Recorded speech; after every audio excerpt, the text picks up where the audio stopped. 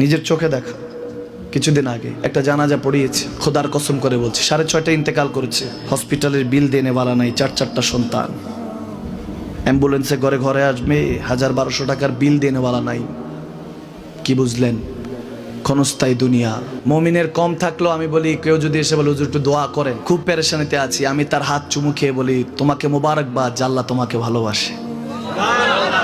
পেরেশানি তো মালিক দেয়, এই জন্য এটা রহমত মুমিনের জন্য। পেরেশানি দেয় যখন ফেরেশতারা বলে আল্লাহ চাইতেছে চাইতেছে, টাকা পয়সা চাইতেছে, বলে এটা কি? বলে ফাসেক, দে বিদায় কর, বিদায় কর।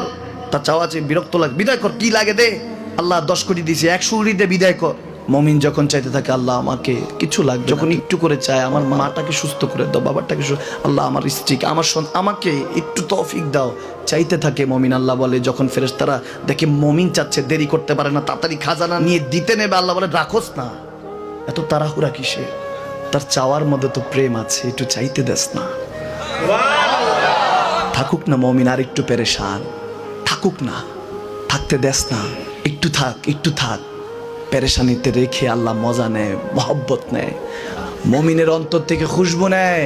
আল্লাহর বড় মায়া, মুমিন যখন চায় আল্লাহ তখন মায়ার নজর নিয়ে তাকায়, হায় হায় আমার বান্দা, সুবহান।